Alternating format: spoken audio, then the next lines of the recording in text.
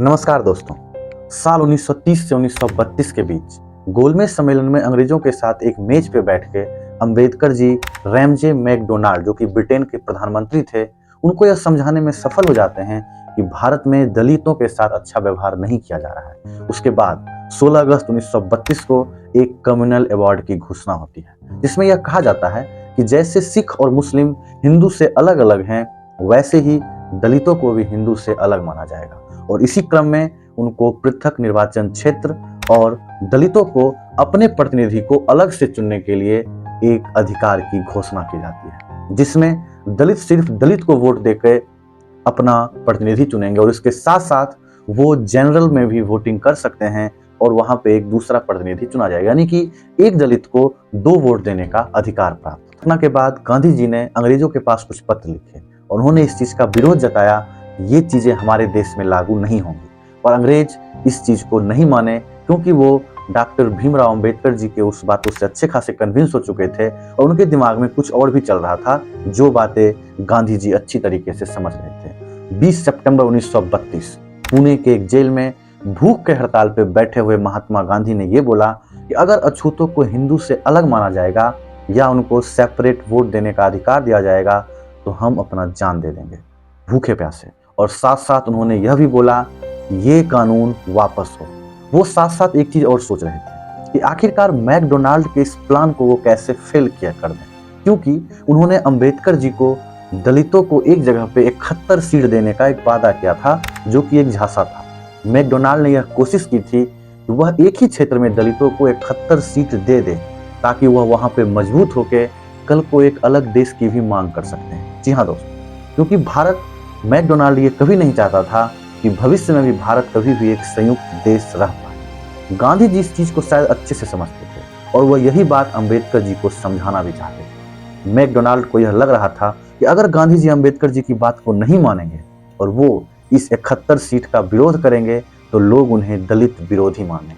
पर गांधी जी तो गांधी जी ठहरे। उन्होंने एक ऐसा गेम खेला जो मैकडोनाल्ड को उल्टा पड़ गया। तो पुणे के यरवदा जेल में वो भूख हड़ताल पे बैठ जाते हैं और यह बात सच थी कि अगर गांधी जी उस चीज का विरोध करते, उस 71 सीट का, तो लोग उन्हें दलित विरोधी समझते और उनकी पॉपुलैरिटी में भी गिरावट आता। और मैकडोनाल्ड शायद यही चाहता था। लेकिन जब महात्मा गांधी ने जेल में भूख हड़ताल पर बैठे तो मदन मोहन मालवीय और तेज बहादुर सप्रू जैसे कुछ लोग अंबेडकर जी को यह समझाते हैं कि अगर गांधी जी को भूख हड़ताल पे कुछ हो गया और कुछ ऊंचा नीचा हो गया तो भले ही कुछ थोड़े बहुत दलित आपके साथ रहेंगे और ये पूरा देश आपके खिलाफ चला जाएगा, क्योंकि उस वक्त गांधी जी के साथ कुछ होना ये देश बर्दाश्त नहीं कर सकता था। उन्होंने अंबेडकर जी को यह भी कहा कि गांधी जी कोई दलित विरोधी इंसान नहीं है, आप एक बार उनसे बात कर लीजिए। अंबेडकर जी को भी ये लग रहा था कि गांधी जी और कुछ हो जाता है तो यह देश उनको कभी माफ नहीं करेगा और यह इतिहास हमें और भी ज्यादा कभी भी माफ नहीं करेगा। इसके बाद 24 सितंबर सन 1932 को पूना पैक्ट यानी कि पूना समझौता होता है, जिसे अंबेडकर गांधी समझौता के नाम से भी जाना जाता है। अब गांधी जी अंबेडकर जी को यह समझाते हैं कि आपको कितना सीट चाहिए, 71, हम आपको 148 सीट देंगे। अंबेडकर जी को भी यह बात बहुत पसंद आती है। उनको भी लगता है कि मैकडोनाल्ड से तो अच्छे गांधी जी हैं, कि कम से कम 71 के बदले वो हमको 148 सीट देने की बात कर रहे हैं, क्योंकि मैकडोनाल्ड के उस छल और कपट को गांधी जी अच्छे से समझ चुके थे। उन्होंने अंबेडकर जी से कहा कि आप 71 सीट के लिए मैकडोनाल्ड से बात करने चले गए, आप एक बार मेरे से तो बात करके देखते, हम आपको 71 नहीं बल्कि 148 सीट देते। पर गांधी जी मैकडोनाल्ड की जो कुटिल नीति थी उसको भी वो अच्छे से समझते थे। वह इस चीज से अंबेडकर जी को भी बताना चाहते थे, अंबेडकर को भी इस चीज से वो परिचित कराना चाहते थे। जानते थे कि अगर 71 सीट दलितों को या किसी भी समुदाय को एक जगह दे दिया गया तो भविष्य में वो एक अलग देश बनाने की मांग भी कर सकते हैं, क्योंकि आपको ये पता होगा कि जाति और धर्म के आधार पर उस वक्त नए देश की मांग कोई बड़ी बात नहीं थी। कि आप आज भी देखते होंगे कि खालिस्तान पाकिस्तान, जो नया पाकिस्तान बना था, या अभी जो खालिस्तान की मांग होती है, जो सेपरेटिस्ट अपने देश को तोड़ के नए खालिस्तान बनाने की बात करते हैं, वो इन्हीं आधारों पर करते हैं कि वहां उनकी संख्या ज्यादा है।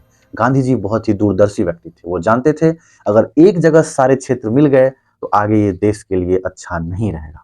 इस चीज को ऐसे समझिए, अगर आपको एक जगह पे 71 बीघा जमीन दे दी जाए या फिर पूरे देश में अलग अलग कोने में कहीं 1 बीघा कहीं 2 बीघा करके 148 बीघा जमीन दे दी जाए तो ज्यादा संगठित आप कहाँ पे हो सकते हैं, जहाँ पे 71 बीघा जमीन एक साथ रही है। गांधी जी ने पूरे देश में इस सीट का बंटवारा कर दिया। उन्होंने इससे देश की एकता और अखंडता को भी अच्छा रखा, और जो एकता और अखंडता वाली बात हमारे देश की सुंदरता में चार चांद लगाती है, वो बात भी इसके बाद बनी रही। मैकडोनाल्ड दलितों को आरक्षण के साथ साथ देश में एक अलग क्षेत्र भी देना चाहता था, पर गांधी जी ने दलितों को आरक्षण तो दिया पर एक संयुक्त क्षेत्र दिया, जिससे कि वह पूरे देश में अपना प्रतिनिधि भी रख पाए। और अब यहाँ से एक चीज तो शायद आपको समझ में आ ही गई होगी कि गांधी जी कोई दलित विरोधी लोग नहीं, बल्कि वह इस देश की एकता और अखंडता को संजो के रखना चाहते थे। दोस्तों, जहां तक बात है अम्बेडकर जी की, तो वह भी बहुत ही पढ़े लिखे और उस वक्त के सबसे विद्वान व्यक्ति में से एक थे। पर अगर बात की जाए दूरदर्शिता की, बात की जाए पॉलिटिकल समझ की, तो ये बात कहने में किसी को कोई गुरेज नहीं, गांधी जी उसमें थोड़ा बेहतर थे। कौन किस परिप्रेक्ष्य में देश को कैसे बांटना चाह रहा है, इस चीज की समझ गांधी जी को ज्यादा बेहतर थी, और इसीलिए वह पूरे देश को जब भी वक्त आया एक एक करके आंदोलन करके सभी व्यक्ति को वो सड़क पे लेके आ जाते थे। अंबेडकर जी बहुत ही सीधे साधे इंसान थे, उनके अंदर ज्यादा छल कपट या पॉलिटिकल बातें नहीं थी, और ना ही वह मैकडोनाल्ड के इस बात को समझ पाए थे कि आखिर मैकडोनाल्ड देश में करना क्या चाह रहा है।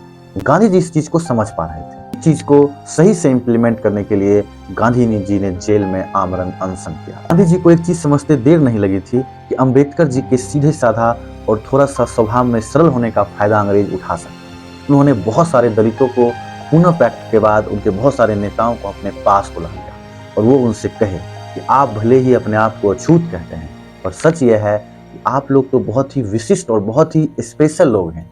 आप लोग हरिजन हैं, यानी कि भगवान के भेजे हुए लोग, और हम सभी का ये कर्तव्य है कि हम सब आपकी सेवा करें और इस पुण्य का भागी पड़े। और इसी क्रम में उन्होंने हरिजन सेवक संघ की स्थापना की और लोगों को इस चीज के लिए प्रोत्साहित किया कि आप हरिजनों की सेवा करें, ना कि उनको अछूत बोले, क्योंकि उस वक्त देश की यही मांग थी। ये बात सच था कि अंग्रेज हमें हिंदू मुस्लिम जाति व्यवस्था में तोड़ के रखना चाहते थे, और अगर अंग्रेज इस चीज में सफल हो जाते तो हमारा देश शायद 1947 को भी आजाद नहीं हो पाता। दोस्तों, गांधी जी बहुत ही दूरदर्शी व्यक्ति थे। उनको पता था कि जब तक हिंदू मुस्लिम, हिंदू के सभी वर्ग एक होके नहीं लड़ेंगे, हम अंग्रेजों का सामना नहीं कर सकते हैं। और अंग्रेज इसी चीज पे प्रहार करते थे कि हिंदू मुस्लिम को तो वो पहले अलग कर ही दिए, उसके बाद हिंदू में भी वो इतने सारे वर्ण व्यवस्था के रूप में हिंदुओं को बांटना चाहते थे, ताकि कभी कोई संगठन या संगठित व्यक्ति या एक बहुत ही बड़ा संगठन अंग्रेजों के खिलाफ खड़ा हो ही ना पाए। दोस्तों, महात्मा गांधी को ये डर था कि अंग्रेज अंबेडकर जी से कुछ ऐसा उल्टा सीधा काम ना करवा दे जो देश की एकता अखंडता पे कोई आंच आ जाए। इस चीज से गांधी जी अब निश्चिंत हो चुके थे, क्योंकि बहुत सारा अधिक मात्रा में दलित अब गांधी जी के साथ थे हरिजन सेवक संघ बनाने के बाद। अब जो थोड़े बहुत दलित अंबेडकर जी के साथ भी थे, उनको भी ये लगने लगा था कि गांधी जी भी कोई दलित विरोधी लोग नहीं। दोस्तों, महात्मा गांधी एक ऐसे इंसान थे जिनका अंबेडकर जी के साथ बहुत सारे वैचारिक मतभेद के बाद भी जब अपना देश आजाद हुआ और जब बात संविधान लिखने की आई, तो गांधी जी ने सबसे पहले अंबेडकर जी को याद किया था। आज हम उन्हें संविधान निर्माता के रूप में भी जानते हैं। गांधी जी ने उनसे कहा था, संविधान निर्माण में बिना आपके योगदान के हम इसको नहीं लिख सकते हैं। उन्होंने अंबेडकर जी से यह विनती की थी कि आप संविधान लिखिए और आप अपना जो ज्ञान है वो इसमें पूरे तरीके से लगा दीजिए। दोस्तों, इस YouTube पे आप बहुत सारे ऐसे वीडियो देखते होंगे जहां पे आपको गांधी जी और अंबेडकर जी को एक दूसरे का बहुत बड़ा विरोधी बताया जाता था। पर आप कभी सोच के देखिए, अगर गांधी जी अंबेडकर जी एक दूसरे के बहुत बड़े विरोधी होते तो क्या कभी भी गांधी जी ये इंसिस्ट करते कि संविधान अंबेडकर जी लिखेंगे, या अंबेडकर जी गांधी जी की इस बात को कभी भी नहीं मानते कि संविधान हम लिखेंगे। दोस्तों, आपको ये जान के आश्चर्य होगा, संविधान लिखने के वक्त भी जब बात पंचायती राज व्यवस्था की आई थी, तो गांधी जी और अंबेडकर जी का आपस में फिर से वैचारिक मतभेद उभर के सामने आया था, क्योंकि गांधी जी पंचायती राज व्यवस्था के समर्थक थे। वो इसे अनुच्छेद 40 में रखना चाहते थे, पर अंबेडकर जी पंचायती राज व्यवस्था के समर्थक नहीं थे। उस वक्त बीच बचाव हमारे बिहार के डॉक्टर राजेंद्र प्रसाद ने किया था। उन्होंने पंचायती राज व्यवस्था को उस वक्त नीति निर्देशक तत्व में डाल के इस समस्या का हल किया था। दोस्तों, गांधी जी और अंबेडकर जी के बारे में भले ही कितने भी वीडियो उनके विरोध में हो क्यों ना हो, एक दूसरे के विरोधी थे, पर सच ये है कि वो दोनों एक बहुत ही महान नेता थे और जिनके लिए सर्वोपरि था देश हित।